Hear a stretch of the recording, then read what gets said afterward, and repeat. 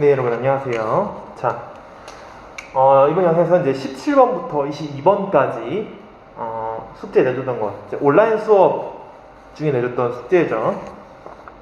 문제풀이 한번 해보도록 하겠습니다. 자, 17번부터 22번까지 하나씩 풀어보도록 하겠습니다.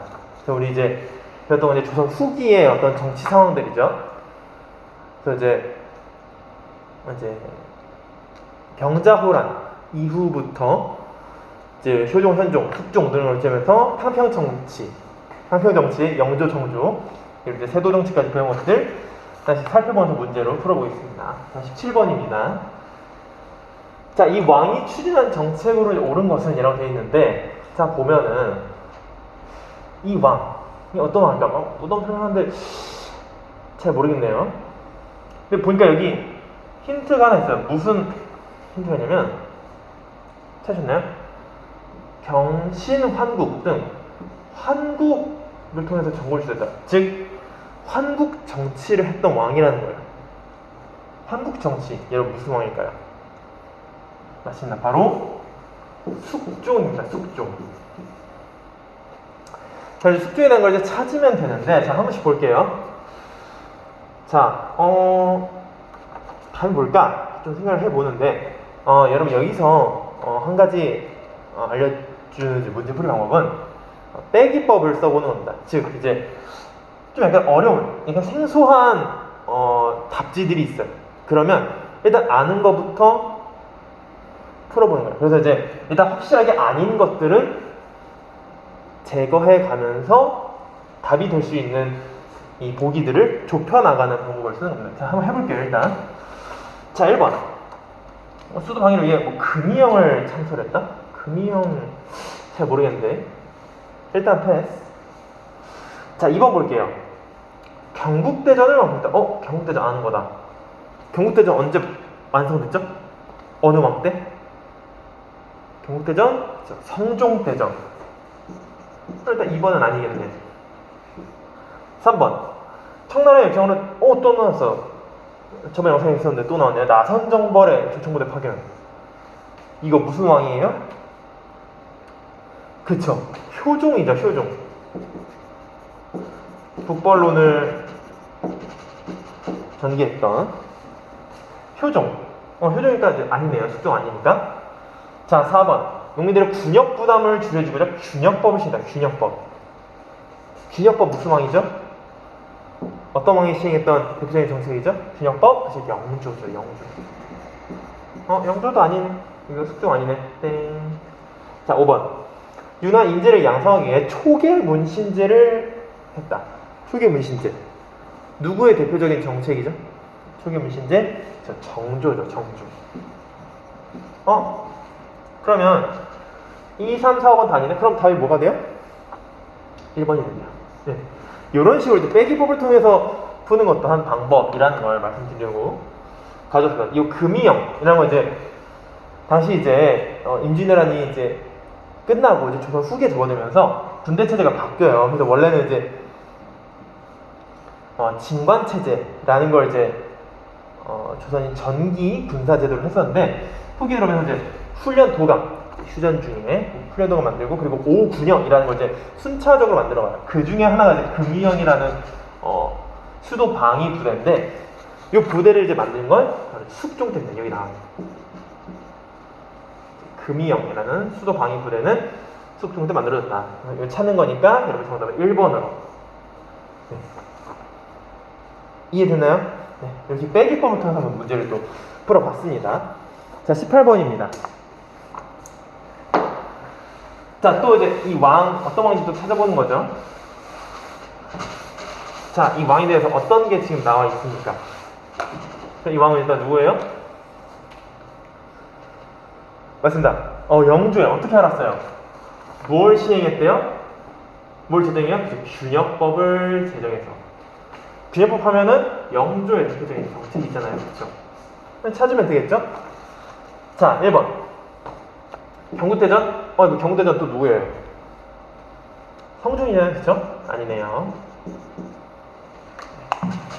자, 2번 탕평비를 건립하였다. 자, 탕평비 건립. 탕평정치의 어떤 시작을 알리는 거라고 볼 수 있죠. 탕평정치 어느 왕 때 시작했죠? 그쵸, 영조죠. 네, 여기 영조 나왔네요. 자, 3번. 시저상의 특권을 추구한 신해통공. 신해통공 정책. 그래서 이제 금난정권 폐지하면서 이제 자유롭게 이런 상업 활동이 이제 이루어질 수 있도록 했던 정책. 누구의 정책입니까? 정조죠, 정조. 자, 4번. 전세를 1개월당 46두로 고정하는 영정법을 제정했다. 자, 영원 정해. 그다음에 이응지읒으로 외우라고 했죠. 영정법, 인조. 그쵸? 인조. 자, 5번. 각 군방과 중앙관서에 공노비 6만 명을 해방했다라고 되어 있어요. 자, 이렇게 공노비 해방 하면서 이제 풀어줬던 거는 이제 어느 왕 때냐면은 순조 때입니다. 순조. 순조가 누구냐면은 우리가 여러분 세도정치 영상을 통해서 배운 거 기억나요? 세도정치가 딱 시작됐을 때 이제 이 왕이 바로 순조예요. 세도정치 초기의 왕인 거죠. 이 순조가 이 공노비 해방을 이제 했다라는 거 기억하시면 되겠습니다. 자, 이제 영조 찾는 거 있으면 그렇죠? 답은 6번이에요. 네, 2번이죠. 자, 19번 넘어갑시다. 자, 밑줄 그은 사건에 대한 설명으로 옳은 것은, 자, 무슨 사건이 일어났대요? 왕에게 가서 전화 보고를 합니다. 뭐라 보고를 해요? 여기 보니까 키워드들이 나와 있네요. 자, 혹시 여러분 이게 무슨 사건인지 혹시 감이 오시나요? 무슨 봉기인데? 네, 맞습니다. 바로 임술농민봉기입니다. 자, 임술농민봉기인 걸 이제 어떻게 아냐? 키워드가 있습니다. 여기도. 첫 번째, 진주에 났네. 여러분 경남 진주 아시나요? 진주 지역에서 일어났다. 그리고 우병사 백낙신을 협박하고, 그렇죠? 이 백낙신의 어떤 부정부패, 이렇게 민생을 힘들게 하는 이런 것들에 대해서 이제 사람들이 일어난 것. 그래서 이걸 수습하려고 누굴 보내요? 박규수를 경상도 안핵사로 보내서 수습하도록 해라. 이런 키워드들을 보아하니 종합해서 임술농민봉기다. 그래서 이거에 대해서 맞는 것을 고르면 됩니다. 자, 1번. 청나라 군대에 의해 진압했다. 자, 이거 같은 경우는 우리가 나중에 개항기 파트에서 배울 두 가지 사건이 있습니다. 청나라에 의해서 진압된 사건이 두 개인데, 첫 번째는 이모군란. 나중에 배울 거예요. 그다음에 두 번째는 갑신정변. 개화기에 있었던 대표적인 사건인데, 이 둘 다 이제 청나라 군대가 들어오면서 진압이 된 사건이거든요. 일단 요거랑은 관련이 없다라는 점. 자, 2번. 삼정 이정청에 설치됐다. 자, 그렇죠? 임술농민봉기가 일어나서 박규수를 보내서 사태 수습하고, 그리고 이 어떤 삼정의 문란에 대한 불만들이 가득했던 민심을 좀 수습하려고 삼정 이정청이라는 기구를 만들죠. 물론 이제 이게 큰 도움은 되지 못했지만 어쨌든 이걸 설치한 계기가 됐다. 여기 이제 맞죠? 2번 맞는 거고. 3번. 서북인에 대한 차별. 이 평안도 지역을 비롯한 이 서북지방 사람들에 대한 차별이 심해서 발생했던 난이 있죠. 누구의 난? 홍경래의 난. 자, 4번 보니까 남접과 북접이 연합하여 뭐 이렇게 나왔네요. 남접과 북접이라는 거는 동학, 여러분 아세요? 동학에서 말하는 어떤 조직 중에 하나라고 보시면 되는데, 즉 동학과 연결된 사건이라는 거예요. 그럼 이거 무슨 사건이냐? 나중에 여러분 또 개항기 때 배울 동학 농민운동에 대한 겁니다. 동학 농민운동. 자, 5번 보면은 함경도와 하면서 방공령이 선포되는 결과를 가졌다 돼 있어요. 방공령이라는 것도 나중에 우리 개항기 때 배울 거예요.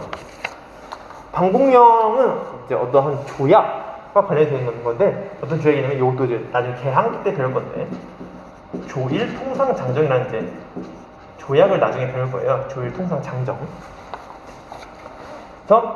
이렇게 조선 후기부터 개항기까지 해당되는 보기들 쭉 살펴봤고, 그중에 우리는 무슨 사건을 찾는 거예요? 임술농민분기를 찾는 거니까 정답은 2번이 되겠습니다. 삼정이 영장. 오케이? 정리됐나요? 네. 자, 다음 문제 20번 문제입니다. 아주 중요한 문제죠. 왜요? 이 조선 후기에서 가장 잘 나오는 왕, 바로 정조가 나왔기 때문이죠. 정조. 자, 이게 정조인 걸 어떻게 알 수 있죠, 여러분? 자, 일단 1단계 힌트 몰라. 몇 번째인지 몰라. 2번 초계문 신제신다. 여기서 끝났다. 그쵸, 이제 확인사살. 3번 신해통공. 말이 필요 없죠. 4번 휴장가. 그쵸, 정조 때 설치됐던 어떤 도서관 겸 어떤 이제 관리들 교육기관, 선발기관으로 쓰였던 것이 바로 이 규장각이란 말이죠. 정조 때 설치됐습니다. 즉 모든 게 정조를 얘기하고 있어요. 그럼 고르면 되죠. 자, 정조가 뭐였습니까? 자, 1번 훈련도감 설치. 훈련도감은 언제 설치되나요, 여러분? 무슨 전쟁 중에 설치됐죠? 그쵸, 임진왜란이죠. 임진왜란 때 왕 누구였어요? 선조였죠. 2번 수원 화성 건설. 요거죠. 정약용이 만든 거중기를 통해서 수원 화성을 건설한 거는 정조죠. 자, 3번 나선정벌 단행. 나선정벌 무슨 왕이에요? 조총부대 파견. 효종이죠, 효종. 그쵸? 효종, 북벌로 얘기했던. 4번 간독관리사 파견이라는 게 있는데, 이건 이제 나중에 우리가 배울 고종입니다. 고종. 그쵸? 개항기 때 대표적인 왕 고종. 그래서 이제 이 백두산의 어떤 북부지방이라고 생각하면 돼요. 그쪽 이제 간도 지역에 관리사를 파견해서 이제 우리의 영역이라는 거를 좀 명확히 했던 일이 있었습니다. 자, 5번 이인좌의 난. 이 난은 어느 왕 때 일어났냐? 영조 때문에. 영조. 자, 정조 사는 거니까 답은 2번. 오케이? 2번이 답이 되겠습니다. 자, 21번. 다음 기구에 대한 설명으로 옳은 것은 이렇게 있네요. 자, 이게 무슨 기구입니까? 봅시다. 자, 이게 무슨 기구죠? 혹시 알 수 있겠나요? 맞습니다. 바로 규장각입니다. 어떻게 알았어요? 예, 다음 이제 세 번째 줄에 정조의 명예에 의해 설치된 왕실도서관이자 학술연구기관. 이거 자체가 규장각을 정의해주는 말이 되겠죠. 이제 규장각에 대해서 맞는 거 골라보도록 하겠습니다. 자, 1번 을묘외변을 계기로 상설화되었다. 삼포외란 때는 임시기구였다가 을묘외변 거치면서 상설기구가 된 게 있죠. 세도정치 때 최고 권력을 가졌던 기구 바로 비변사. 자, 2번 보면은 자, 은배, 후원이라고도 불렸다. 그런 또 별칭을 갖고 있다라고 되는데 이건 그냥 알아만 주세요. 이건 이제 승정원이라고 하는 왕의 비서기구입니다. 자, 3번 오품 이하 관리 임명에 대한 서경권에 해당한다. 여러분, 서경권 오랜만에 듣는 개념이죠. 서경권, 즉 이 오품 이하의 어떤 하급 관리들 임명의 어떤 동의권을 가지고 있었던 기구가 있어요. 이 3사 중에 2개가 있었죠. 어디가 서경권을 가지고 있었어요? 그쵸, 바로 사헌부 그리고 사간원이죠. 이 2개입니다. 4번 대사성을 중심으로 제주, 직강 등의 관직을 줬다. 뭐야? 그랬는데 이것도 이제 그냥 알아만 주세요. 이거 이제 뭐냐면 성균관이에요. 성균관. 성균관. 여러분, 성균관이 뭐예요? 조선 최고의 어떤 국립교육기관이죠. 조선시대 국립교육기관 그중에 성균관. 자, 5번. 유능 인재 양성을 위해 초계 문신제를 주관하는 곳이다. 이것도 무슨 관계예요? 이것도 정주대잖아요. 그쵸? 이어지는. 요게 바로 규장각이 되겠습니다. 초계 문신제. 이 관리 선발과 교육을 주관했다. 이 초계 문신제를 주관했던 곳이 바로 규장각이다. 그래서 정답은 5번. 오케이? 자, 여기서 이제 마지막 문제죠. 봅시다. 자, 다음처럼 이루어진 시기의 경제 상황으로 이제 옳지 않은 것이라고 되는데, 자, 요거 같은 경우에는, 사실 이제 우리가, 조선 후기의 경제를 아직, 이렇게 영상으로 이제 우리가 보진 않았어요. 보진 않았지만, 우리는 이걸 풀 수 있어요. 이제 이거 이제 문제 다 풀고 얘기해줄게요. 일단, 자, 보니까, 이 시기의 경제 상황이래요. 자, 일단 이 시기 언제인지 알아야겠죠? 자, 보니까 전하께서 이 둘이 막 얘기하는데 전하께서 뭐래요? 뭘 철폐했대요? 시전상인의 금난정권을 철폐했다. 그쵸? 금난정권 철폐 뭐랑 관련된 정책이죠? 신해통공이요. 신해통공. 이거 어느 왕 때예요? 신통공 정책. 정조죠, 정조.